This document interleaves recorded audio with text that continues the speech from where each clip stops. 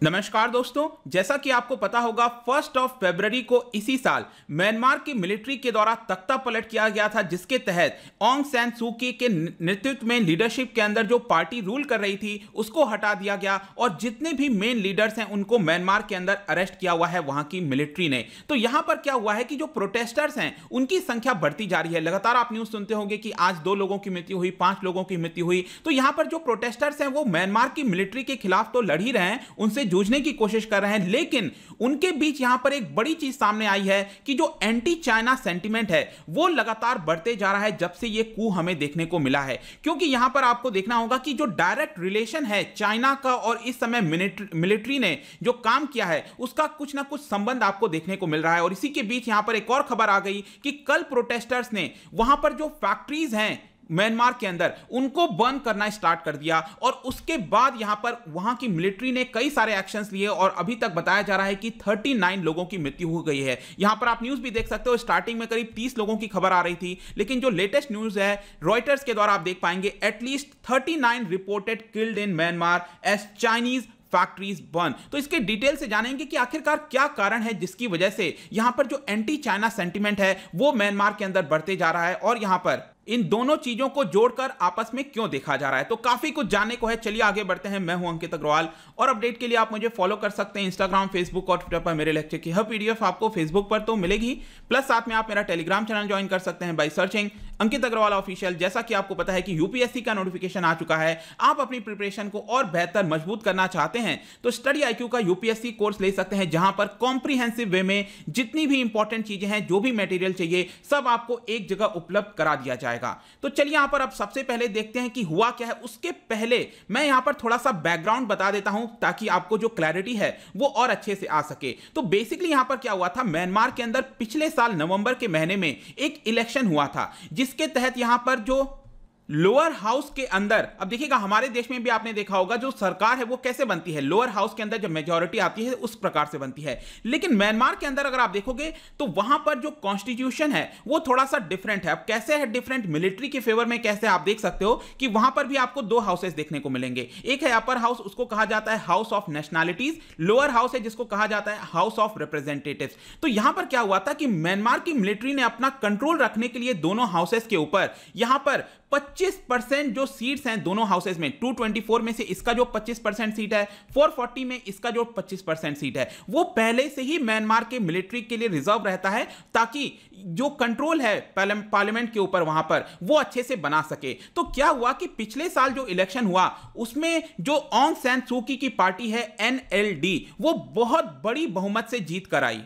मतलब आप right side में यहां पर देख सकते हो कि 25% सीट रिजर्व होने के बावजूद यहां पर जो एनएलडी है ऑंग सैन सू की पार्टी, वो यहां पर काफी बड़ी बहुमत से जीत कर आई। लेकिन ये यहां पर जो म्यांमार की मिलिट्री है उसको पसंद नहीं आया, क्योंकि मैं आपको बताऊं म्यांमार के अंदर क्या होता है, इनडायरेक्टली जो मिलिट्री है वो भी चुनाव लड़ती है। ये जो आप सेकंड वाली पार्टी देख रहे हो यूएसडीपी, ये मिलिट्री डायरेक्टली नहीं कहती है कि हमारी पार्टी है, लेकिन एक तरह से रिप्रेजेंटेटिव ही आप कह सकते हो कि म्यांमार की मिलिट्री को लेकर। तो यहां पर अगर ये पार्टी थोड़ा सा भी सीट जीत जाती अच्छे से तो 25% मिलिट्री के सपोर्ट से और प्लस ये वाले जीत जाते तो यहां पर दोनों मिलकर एक तरह से सरकार बना सकते थे। लेकिन यहां पर म्यांमार की मिलिट्री को पसंद नहीं आया, क्योंकि एक और रीजन इसका यह है कि जो ऑंग सैन सू की है उन्होंने इलेक्शंस के समय प्रॉमिस किया था कि अगर हमारी पार्टी जीत कर आती है तो यहां पर जिस तरह से रिजर्व किया हुआ है मिलिट्री के लिए सीट, हम उसको लगातार कम करते रहेंगे, जैसे कि 25% से 15%, फिर 10% लाएंगे। लेकिन यहां पर जिस तरह से बहुमत मिला यहां पर ऑंग सैन सू की को, इसकी वजह से म्यांमार की मिलिट्री को पसंद नहीं आया और उन्होंने इल्जाम लगाना स्टार्ट कर दिया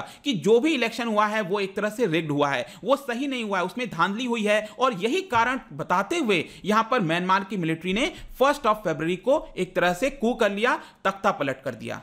लेकिन उसके बाद से क्या देखने को मिला कि यहां पर जो प्रोटेस्टर्स हैं वो बढ़ते जा रहे थे, संख्या बढ़ते जा रही थी। यहां पर वो लगातार म्यांमार की मिलिट्री के खिलाफ आवाज उठा रहे थे कि जिस तरह से आपने पूरी कार्रवाई की है वो पूरी तरह से गलत है, आपको ऐसा नहीं करना चाहिए। तो लगातार ये न्यूज तो आ ही रही थी। अब यहां पर क्या हुआ है कि बताया जा रहा है कि वहां पर म्यांमार के अंदर जो चाइना है उनके द्वारा फाइनेंस की हुई बहुत सारी फैक्ट्रीज आपको देखने को मिलेगी। कई सारे इंटरेस्ट आपका जो चाइना का है वो म्यांमार के अंदर देखने को मिलता है। तो यहां पर प्रोटेस्टर्स ने अब क्या किया कि जो चाइनीज फैक्ट्रीज हैं जो फाइनेंस की जाती हैं चाइना के द्वारा, वहां पर उसको आग लगाना स्टार्ट कर दिया कल के डेट में। और ये जब सारी चीजें हुई, इसको देखते हुए वहां की जो मिलिट्री है वो हरकत में आ गई। और वहां पर बताया जाता है कि म्यांमार के अंदर एक काफी इंपॉर्टेंट सबर्ब है जिसका नाम है हेंगथया। आई डोंट नो कैसे प्रोनाउंस होगा, लेकिन हेंगथया, ये मैं आपको एग्जैक्ट लोकेशन बता देता हूं। देखिए ये म्यांमार का मैप है, आप देख सकते हो। जो पहले कैपिटल हुआ था रंगून, आप सुनते होंगे, यंगून जिसको कहते हैं, ये यहां पर आप सदर्न साइड में देख सकते हो। तो ये जो सिटी के जस्ट बाहर आपको यहां पर ये जो हेंगथया, ये जो सबर्ब है वो देखने को मिलेगा। कुछ ऐसा है जैसे कि आप कह सकते हो दिल्ली में एक मेन शहर है, उसके बाद जैसे गुड़गांव हो गया,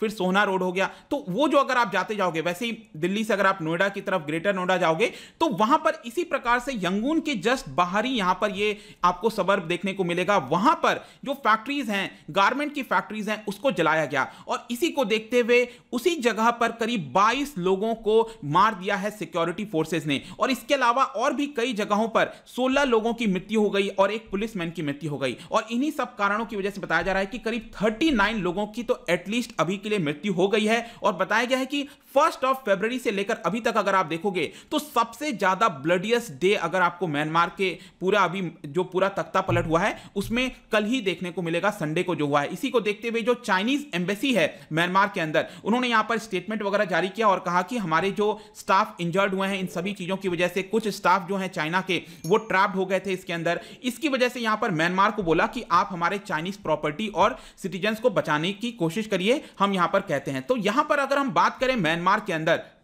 कई सारे आई विटनेस थे जिन्होंने इसके बारे में बताया कि किस तरह से अटैक किया गया मिलिट्री के द्वारा म्यांमार के लोगों के ऊपर। काफी सारा स्मोक वगैरह आपको वहां पर देखने को मिलेगा। और बताया गया कि वो जो जगह है जो मैंने आपको ये बताया, ये जगह ये बेसिकली क्या होता है, माइग्रेंट्स का जगह है, क्योंकि पूरे म्यांमार के अंदर से अलग अलग जगह से लोग यहां पर काम करने आते हैं और इसी के लिए काफी इंपॉर्टेंट हो जाता है।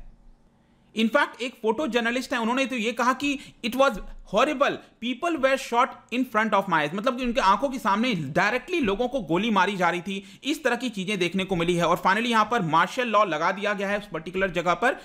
और भी कई सारे जो जगह है म्यांमार के अंदर मार्शल लॉ लगाते हुए देखने को मिलेगा। और यहां पर आप देख सकते हो कि जो म्यांमार की जो उनका खुद का स्टेट चैनल है मायावती, उन्होंने यहां पर यह बताया कि 4 गारमेंट की फैक्ट्रीज को जलाया गया है, एक फर्टिलाइजर प्लांट को जलाया गया है। और यहां पर जो प्रोटेस्टर्स हैं वो फायर इंजन को जाने नहीं दे रहे थे, ऐसा इल्जाम लगाया जा रहा है। म्यांमार का जो खुद का उनका स्टेट का खुद का जो टेलीविजन है, जो कि डायरेक्टली म्यांमार मिलिट्री के अंडर आता है, आप कह सकते हो एक तरह से, तो यहां पर जो फायर इंजन वगैरह जाने थे उसको आग बुझाने के लिए उसको जाने नहीं दिया गया। इसी की वजह से जो मिलिट्री है उन्होंने यहां पर फोर्सेस जो जनता है उसके ऊपर यहां पर अटैक करना स्टार्ट कर दिया था। और टोटल नंबर ऑफ डेथ्स अगर आप देखोगे अभी तक करीब 126 बताया जा रहा है। देखिए 126 तो आपका वहां की मिलिट्री की जो चैनल्स हैं उनके द्वारा बताया जा रहा है, तो आप इमेजिन कर सकते हो कि ये जो आंकड़ा है वो कितना ज्यादा बड़ा होगा। और करीब 2000 से ज्यादा लोगों को ऑलरेडी डिटेन किया हुआ है। और यहां पर जो चाइना का भी स्टेट ओन्ड मीडिया है CGTN, उनका भी बयान आया है कि China urges Myanmar to stop violence, punish perpetrators. तो यहां पर चाइना ने कहा है कि जिस तरह से हरकतें हुई हैं वो बहुत ज्यादा सीवियर हैं, यहां पर म्यांमार को इफेक्टिव मेजर्स लेना चाहिए और जो भी उसका कारण है उसको यहां पर सजा देनी चाहिए। लेकिन नेक्स्ट यहां पर एक सबसे बड़ा क्वेश्चन आता है कि चाइनीज फैक्ट्रीज ही क्यों, ऐसा क्या हो गया है चाइना के खिलाफ कि वहां पर चाइनीज फैक्ट्रीज को अटैक किया जा रहा है। तो देखिए यहां पर जब से कू हुआ है तो चाइना को एक नजर से देखा जा रहा है कि वो काफी ज्यादा सपोर्ट कर रहे हैं वहां की मिलिट्री को। इसकी वजह से जो प्रोटेस्टर्स हैं वो खिलाफ हो गए हैं चाइना के। इनफैक्ट अगर चाइनीज एम्बेसी का फेसबुक पेज अगर आप देखोगे, म्यांमार के अंदर जो चाइनीज एम्बेसी है उनका जो फेसबुक पेज है वहां पर लगातार नेगेटिव कमेंट्स किए जा रहे हैं, अभद्र भाषा का इस्तेमाल किया जा रहा है चाइना के ऊपर। इनफैक्ट जो इमोजी वगैरह होते हैं हंसने वाले, इस तरह की चीजें बताई गई जब से ये पूरा फैक्ट्रीज को जलाया गया है। तो जो एंटी चाइनीज सिटीजन जो सेंटिमेंट है वो लगातार एक तरह से बढ़ता जा रहा है, क्योंकि एक मेन कारण बताया गया है कि चाइना ने कोई भी खिलाफ स्टेटमेंट नहीं दिया है मिलिट्री के। पूरे विश्व भर से अगर आप देखोगे तो लगातार कंडेमनेशन के, क्रिटिसिज्म के जो बयान है वो म्यांमार की मिलिट्री के खिलाफ आ रहे हैं, लेकिन चाइना इसको लेकर चुप है। और इसी को देखते हुए आप देख सकते हो जो वहां के प्रोटेस्टर्स के लीडर हैं उन्होंने कहा है कि अभी तो हमने सिर्फ 2 फैक्ट्री 3 फैक्ट्री इस तरह से जलाई है, तो यहां पर अगर चाइना को बिजनेस करना है म्यांमार के अंदर तो जो म्यांमारी सिटीजन्स हैं उनको एक तरह से रेस्पेक्ट करना होगा। इसके अलावा और थोड़ा सा मैं आपको डीप बताता हूं कि यहां पर जो चाइना का इंटरेस्ट है म्यांमार के अंदर आपको काफी बड़ा देखने को मिलेगा, क्योंकि पिछले कुछ समय से चाइना अपना जो रोल है वो बढ़ाता गया है म्यांमार के अंदर। इनफैक्ट आपको पता होगा कि जो शी जिनपिंग का एक पेट प्रोजेक्ट है, सबसे इंपॉर्टेंट प्रोजेक्ट है, वो है आपका बेल्ट एंड रोड का जो इनिशिएटिव है, तो उसके अंदर म्यांमार भी शामिल होता है। तो यहां पर वो अपने इंफ्रास्ट्रक्चर के प्रोजेक्ट्स, अलग अलग जो चीजें हैं वो म्यांमार के अंदर लाना चाहते हैं।